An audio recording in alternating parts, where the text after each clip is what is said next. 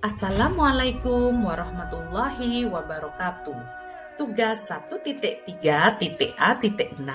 demonstrasi kontekstual pada modul visi guru penggerak, yaitu membuat rancangan tindakan perubahan berdasarkan tahapan Bagja. Perkenalkan, saya Amalia Rasid, saya mengajar di SDI Al-Munawwaroh Pamekasan. Saya adalah CGP Angkatan ke-7. Fasilitator saya adalah Bapak Dr. Andes Didik Siswanto MPD dan pengajar praktik saya adalah Ibu Mafruha SPD. Tujuan pembelajaran khusus kali ini adalah kita berlatih menerapkan paradigma inquiry apresiatif untuk mengidentifikasi potensi diri dan membuat kalimat prakarsa perubahannya. Kemudian kita berlatih menyusun bagja menurut kalimat prakarsa perubahan yang telah kita buat. Sebelum membuat kalimat prakarsa perubahan, kita perlu memahami bahwa inquiry apresiatif adalah suatu landasan berpikir yang fokus pada upaya kolaboratif untuk menemukan hal positif, potensi, kekuatan dalam diri seseorang. Jadi, paradigma ini berfokus pada upaya kolaboratif untuk menemukan hal positif, kekuatan, dan potensi dalam diri seseorang. Jadi kita membuat prakarsa perubahan dengan menerapkan inquiry apresiatif. Bagja ini sendiri akan membantu mengelola secara positif apapun yang diperlukan untuk mewujudkan prakarsa perubahan yang telah kita buat. Tahapan bagja yang pertama ada define, yaitu membuat pertanyaan. Di sini kita merumuskan pertanyaan sebagai penentu arah penelusuran terkait dengan perubahan yang kita inginkan. Kemudian pada tahap discover atau ambil pelajaran, di sini kita mengumpulkan berbagai pengalaman positif yang telah dicapai, kemudian kita mengambil pelajaran dari hal-hal positif tersebut. Pada tahap gali mimpi atau dream, kita menyusun narasi tentang kondisi ideal apa yang kita impikan dalam lingkungan pembelajaran. Kemudian pada tahap jabarkan rencana atau desain, kita merumuskan rencana tindakan hal-hal penting apa yang perlu kita lakukan untuk mewujudkan visi tersebut. Pada tahap yang terakhir yaitu eksekusi atau deliver, kita memutuskan langkah-langkah apa yang akan kita ambil, siapa yang kita ajak untuk terlibat, kemudian bagaimana strateginya dan aksi lainnya untuk mewujudkan visi secara perlahan-lahan. Visi yang sudah kita buat bersama yaitu di sini terbentuknya insan yang mampu berkolaborasi secara harmonis. Dengan prakarsa perubahan yang saya buat untuk mewujudkan visi tersebut adalah meningkatkan nilai-nilai kolaboratif yang harmonis melalui kelompok kerja untuk pelaksanaan P5. Pembiasaan-pembiasaan yang akan sangat mendukung terhadap prakarsa perubahan yang saya buat yaitu yang pertama pembiasaan berkolaborasi dalam pembelajaran, saling memberi dan menerima ide, saling menghargai pendapat, dan memberi kesempatan murid untuk mengemukakan pendapatnya. Kemudian aset yang sudah kita miliki yang pertama adalah SDM yang berkualitas, sesuai bidang pokja masing-masing. Kemudian yang kedua adalah sarana dan prasarana yang mendukung, dan yang terakhir adalah guru yang profesional. Adapun tahapan bagja yang telah saya buat adalah sebagai berikut. Pada tahap pertama yaitu define atau buat pertanyaan utama. Pertanyaannya adalah apa yang harus saya lakukan untuk meningkatkan nilai-nilai kolaboratif yang harmonis untuk pelaksanaan P5? Maka di sini daftar tindakannya yang pertama saya mencari informasi dari berbagai referensi. Kemudian saya mengajak kepala sekolah bertukar pikiran dan teman sejawat juga terkait dengan langkah-langkah atau kegiatan apa yang dapat meningkatkan nilai-nilai kolaboratif yang harmonis pada murid untuk pelaksanaan P5. Dari hasil diskusi dengan berbagai pihak dan setelah membaca referensi, maka saya menemukan salah satu cara bahwa untuk meningkatkan nilai-nilai kolaboratif adalah dengan pembentukan berbagai kelompok kerja atau pokja. Tahap yang kedua yaitu ambil pelajaran atau discover. Daftar pertanyaan yang sudah saya buat yaitu yang pertama, Siapakah guru yang sudah memiliki pengalaman dan berhasil melaksanakan kegiatan yang dapat meningkatkan nilai-nilai kolaboratif yang harmonis? Di sini kita akan mencari guru atau narasumber yang sudah berpengalaman dan berhasil meningkatkan nilai-nilai kolaboratif yang harmonis pada murid. Guru-guru tersebut nanti bisa dijadikan ketua tim Pokja. Kemudian pertanyaan selanjutnya adalah aktivitas dan situasi apa saja yang bisa meningkatkan nilai-nilai kolaboratif yang harmonis pada murid untuk pelaksanaan P5. Di sini kita akan mencari contoh nyata kegiatan apa yang bisa meningkatkan nilai-nilai kolaboratif tersebut. Hal ini tergantung pada kegiatan masing-masing Pokja. Misalnya di greenhouse, di Pokja greenhouse, kita adakan kegiatan perawatan tanaman, pembibitan secara kolaboratif. Di Pokja kolam berbeda, di Pokja musola pun berbeda, di Pokja toilet pun berbeda. Intinya kegiatan yang mampu meningkatkan nilai-nilai kolaboratif yang harmonis. Kemudian pertanyaan selanjutnya, keterampilan apa yang saya miliki untuk mendukung peningkatan nilai-nilai kolaboratif yang harmonis pada murid.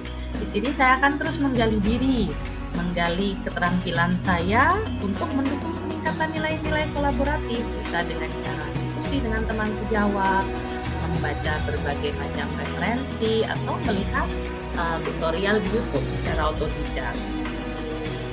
Pada tahap gali mimpi atau dream, tahap yang ketiga, daftar pertanyaan yang sudah saya buat yaitu yang pertama, apa kebiasaan baru yang saya bayangkan terjadi ketika memiliki murid yang sudah mampu berkolaborasi? Maka saya akan menanyakan pendapat dan perasaan serta harapan setiap anak terhadap kegiatan kolaborasi yang mereka lakukan. Kemudian selanjutnya, bagaimana sikap murid yang sudah memiliki nilai-nilai kolaboratif? Tindakan yang akan saya lakukan, saya akan bekerja sama dengan teman sejawat untuk mengadakan controlling, terutama teman sejawat yang nanti akan menjadi ketua tim Pokja. Jadi ketua tim Pokja atau teman sejawat itu akan mengadakan pengawasan terhadap kegiatan-kegiatan kolaborasi yang dilakukan oleh anak-anak. Kemudian pertanyaan yang ketiga, apa hal-hal baru yang menyenangkan yang akan saya lakukan setelah memiliki murid yang mampu berkolaborasi? Di sini tentunya kita akan membuat daftar kegiatan yang menyenangkan pada masing-masing Pokja.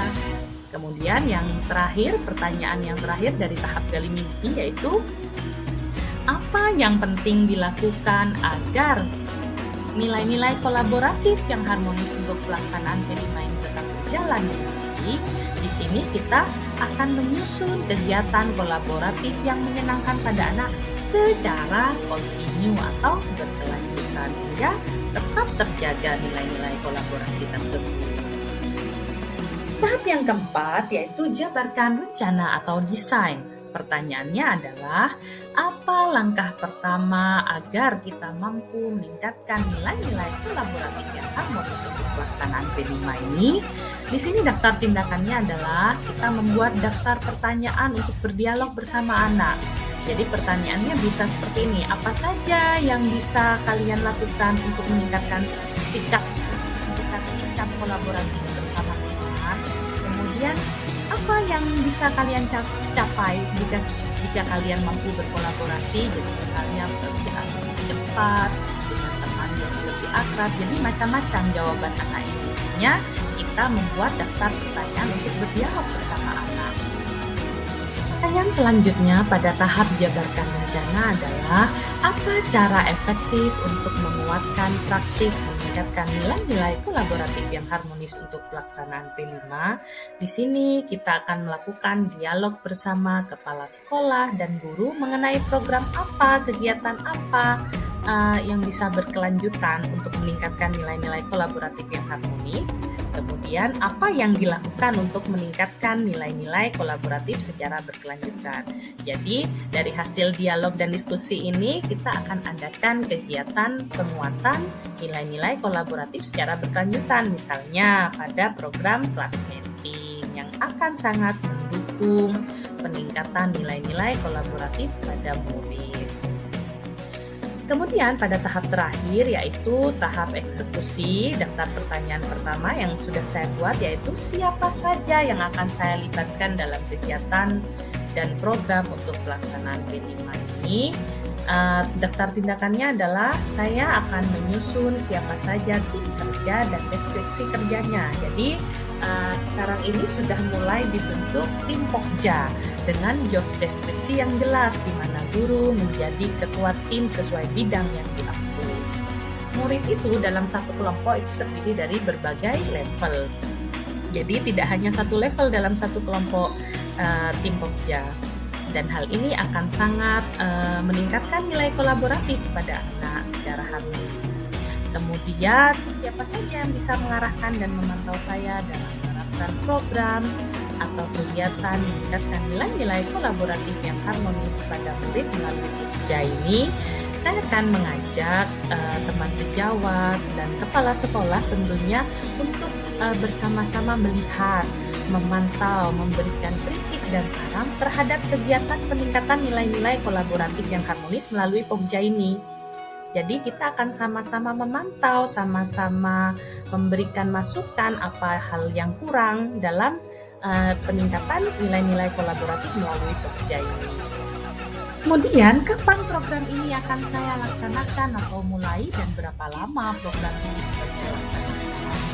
Pokja ini sekarang sedang dibentuk dan akan terus melaksanakan programnya. Jadi tidak ada tenggat waktu. Pokja akan selalu ada dan melaksanakan deskripsi kerjanya sesuai dengan bidang masing-masing.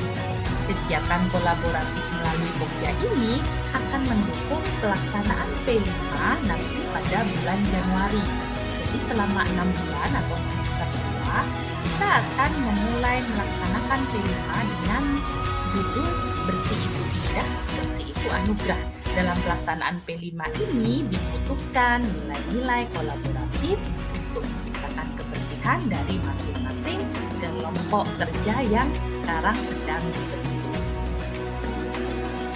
Jadi kesimpulannya, dulu sebelum ada Pokja, murid itu belum terbiasa berkolaborasi dengan job deskripsi atau penjabaran kerja yang jelas dan berbasis potensi masing-masing anak. Murid hanya berkolaborasi dalam lingkup kecil, jadi misalnya piket, kemudian dalam pembelajaran. Jadi sekarang dilatih untuk berkolaborasi di tingkat level, kemudian dengan penjabaran kerja yang jelas. Sekarang setelah ada Pokja, yang pertama murid itu berbeda level diajarkan untuk berkolaborasi sesuai dengan job deskripsi secara harmonis. Kemudian yang kedua, dengan adanya Pokja ini sangat mendukung pelaksanaan P5 yaitu proyek Bersih itu Indah, Bersih itu Anugerah yang akan diselenggarakan pada bulan Januari 2023. Dan yang terakhir, dengan adanya Pokja ini secara otomatis membantu program sekolah menuju sekolah adiwiyata. Demikian pemaparan demonstrasi kontekstual dari saya. Saya ucapkan terima kasih. Wassalamualaikum warahmatullahi wabarakatuh.